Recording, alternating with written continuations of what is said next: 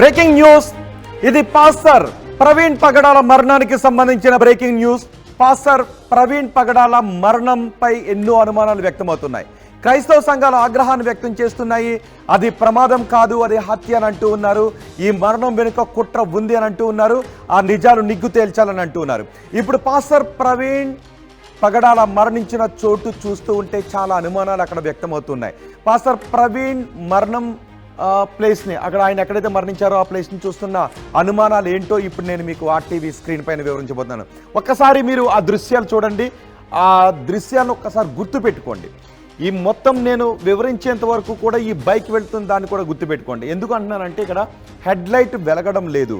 So ఇక్కడ head light వెలగడం లేదు, right side ఉన్న సిగ్నల్ మాత్రం వెలుగుతూ వస్తుంది. ఇది టోల్ ప్లాజాను ప్రవీణ్ పగడాల క్రాస్ చేస్తూ ఉన్నప్పటి దృశ్యాలవి, చివరి దృశ్యాలవి. ప్రవీణ్ పగడాల ప్రాణంతో ఉన్నప్పటి చివరి దృశ్యాలవి. చనిపోవడానికి ముందు టోల్ గేట్ను దాటుతున్నప్పుడు, ఆయన టోల్ గేట్ను దాటుతూ ఉన్నప్పుడు ఆ చివరిన కాళ్ళు ఆంచుకుని చాలా నెమ్మదిగా బైక్ని నడుపుకుంటూ వస్తూ ఉన్నారు.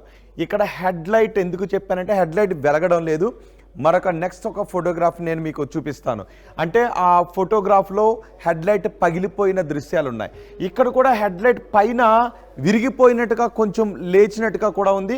అంటే ప్రవీణ్ పగడాల ఇక్కడికి రావటానికి ముందు ఇంకెక్కడైనా దాడి జరిగిందా ప్రవీణ్ పగడాల పైన, ఏం జరిగిందనేది. ఎందుకంటే ప్రవీణ్ పగడాల చాలా నెమ్మదిగా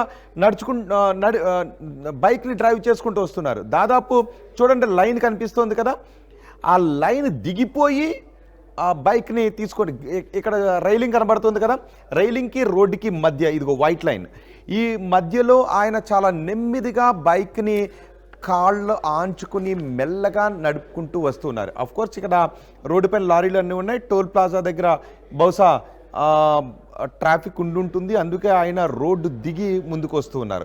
సో ఇది ఇక్కడ ఈ బైక్ హెడ్ లైట్ వెలగకపోవడానికి కలిగిన అనుమానాలు ఏంటి అనేది మీకు తర్వాత చూపిస్తాను.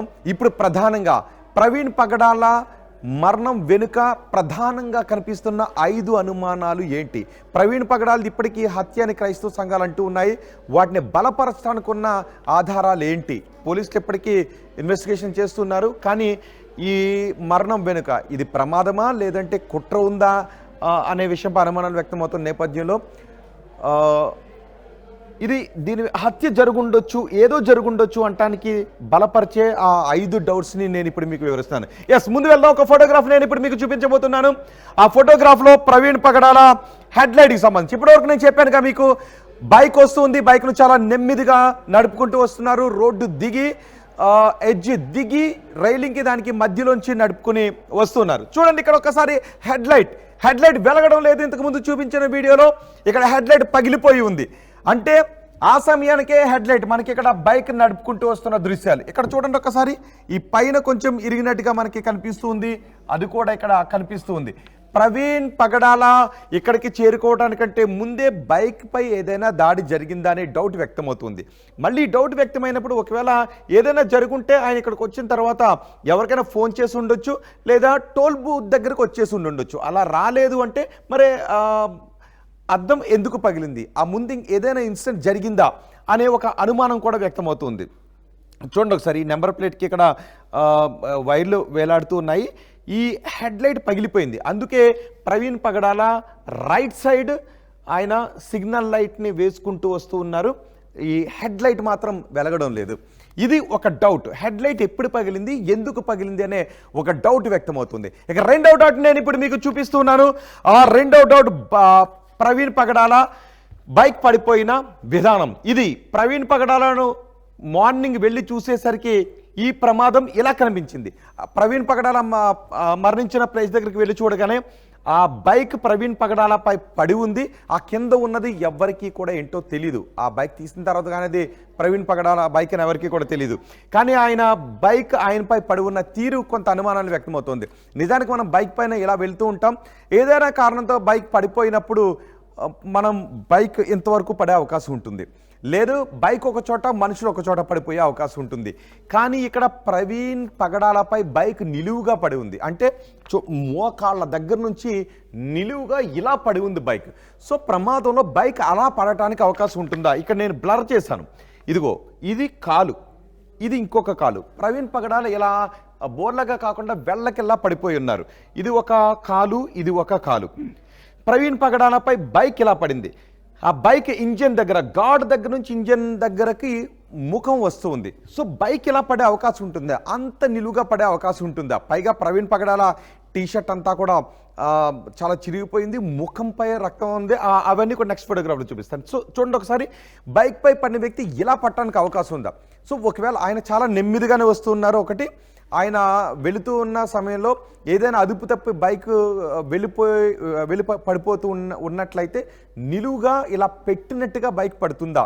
ఈ డౌటే వ్యక్తమవుతుంది. ఈ నిలువుగా ఉన్నారు ప్రవీణ్ పగడాల. ఆ బైక్ పైన బైక్ నిలువుగా ఉంది, ఇలాగ ఉంది. అంటే ఒకవేళ ఎవరైనా దుండగులు, ఆయన శత్రువులు ఎవరైనా ఆయన అంతమొందించి ఆ తర్వాత బైక్ ప్రమాదంగా చిత్రీకరించడానికి బైక్ని తీసుకొచ్చి నిలువుగా పెట్టేశారా? ఈ అనుమానం వ్యక్తమవుతుంది. రెండో ఫోటోగ్రాఫ్ కూడా ఇప్పుడు నేను మీకు చూపిస్తున్నాను. ప్రవీణ్ పగడాల మరణంలో కలుగుతున్నటువంటి అనుమానాలకి సంబంధించి ఇది ఒక ఫోటోగ్రాఫ్. రెండో ఫోటోగ్రాఫ్లో ప్రవీణ్ పగడాల ఛాతీపై ఒక ఫుట్ ప్రింట్ కనిపిస్తూ ఉంటుంది. ఎస్పీసీఆర్ రెండో ఫోటోగ్రాఫ్ ప్లే చేయండి. ఎస్, ఇది ఈ చూసారు, ఇది ప్రవీణ్ పగడాల ఛాతీ. మిగతా ఆ దృశ్యాన్నంతటిని కూడా ఆ ఫోటోగ్రాఫ్లో ఆయన దేహాన్ని కట్ చేసి వేస్తున్న కొన్ని గైడ్లైన్స్ ప్రకారం ఇక్కడ మీకు కనిపిస్తున్నది ఒక మార్కు కనబడుతుంది. ఆ మార్క్ పైన కొన్ని బ్లడ్ మార్క్స్ కూడా ఉన్నాయి. అది ఒక ఫుట్ మార్క్ లా కనిపిస్తూ ఉంది. సో ఈ మార్క్ ఏంటి? ఈ మార్క్ ఎందుకు ఉంది? ఇంత పొడవులో ఈ మార్క్ ఏంటి అంటే, తన్నేరా ఎవరైనా? ప్రవీణ్ పగడాలని ఎవరైనా తన్నితే ఆ ఛాతీ పైన ఇటువైపు ఇక్కడ ఆ మార్క్ కనిపిస్తుంది. ఇలా పడి ఉన్నారు, బైక్ ఇలా ఉంది. సో బైక్ తీసిన తర్వాత మార్క్ ఇదిగో ఇలా కనిపిస్తుంది. మరి ఈ మార్క్ ఏంటి? ప్రవీణ్ పగడాల ఛాతీపైకి ఈ మార్క్ ఎలా వచ్చింది? మొత్తం టీషర్ట్ అంతా కూడా చిరిగిపోయి ఎక్కడో పైన ఒక లోయ నుంచి మట్టులు దొల్లుకుంటూ వచ్చి పడిన విధంగా ఆయన దేహం అక్కడ కనిపిస్తుంది. కానీ ఆ యాక్సిడెంట్ జరిగిందనుకో, రోడ్డు పక్క నుంచి చాలా తక్కువ మీటర్ల దూరంలోనే ప్రవీణ్ పగడాల బైక్ కింద ఆయన పడి మరణించిన స్థితిలో కనిపించారు.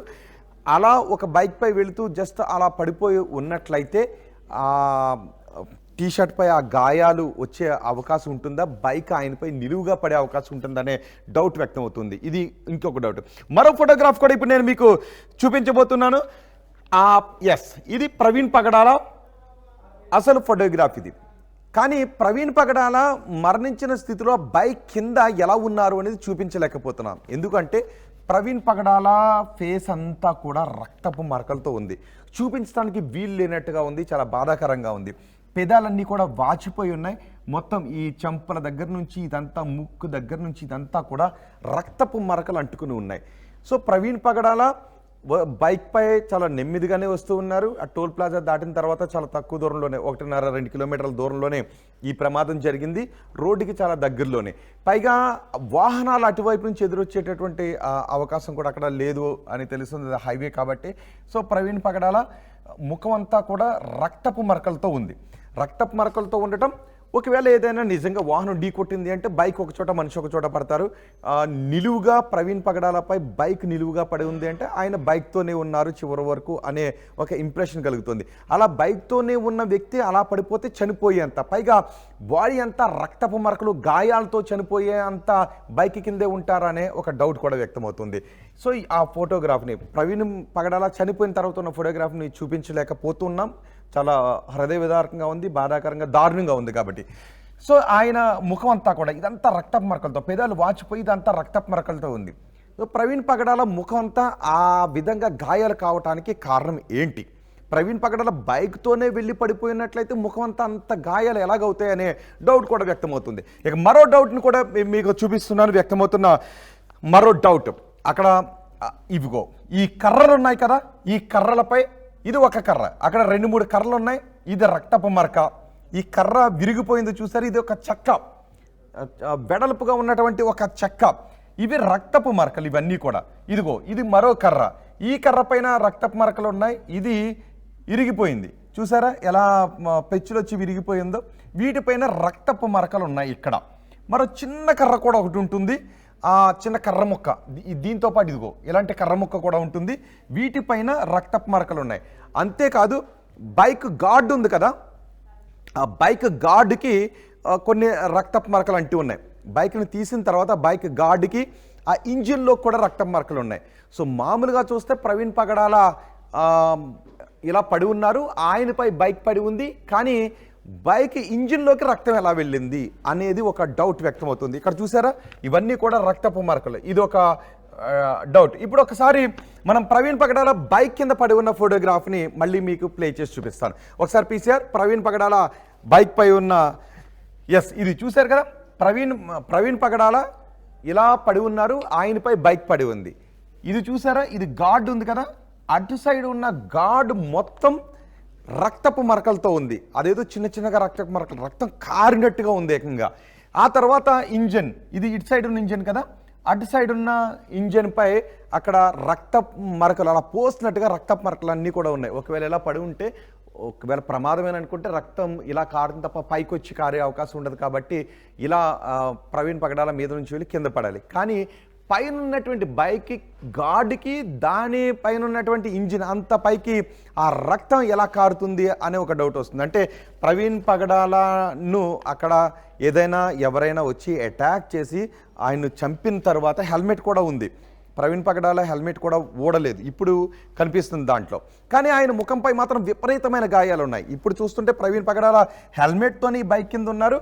ఆ హెల్మెట్ తీసిన తర్వాత ప్రవీణ్ పగడాల మొత్తం ముఖం అంతా కూడా పెదాలు వాచిపోయి రక్తం, ముక్కులో నుంచి రక్తం వచ్చి ఉంది.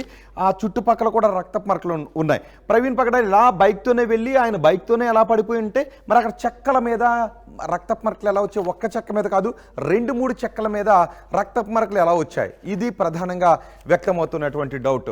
చూడండి ఒకసారి, ప్రవీణ్ పగడాల ఒకవేళ ప్రమాదంతో వెళ్ళిపోతే బైక్ ఒక చోట, ప్రవీణ్ పగడాల ఇంకొక చోట పడి ఉండాలి.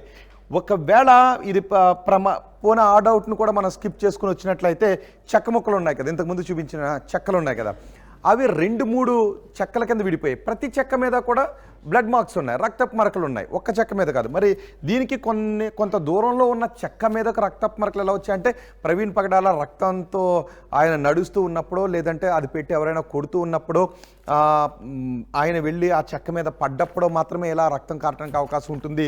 పైగా ఈ ఇంజిన్ మీద, ఈ గార్డ్ మీద రక్తం మరకలు ఉన్నాయి. అంటే ప్రవీణ్ పగడాల లేచిన తర్వాత అక్కడ ఏదైనా ఒక పెనుగులాంటిది జరిగితే మళ్ళీ వెళ్ళి ఆయన కొడితే, ఆయన వెళ్ళి బైక్ మీద ఇలా పడుంటే ఆ రక్తం బైక్లో కారున్నట్లయితే మళ్ళీ అతన్ని తీసి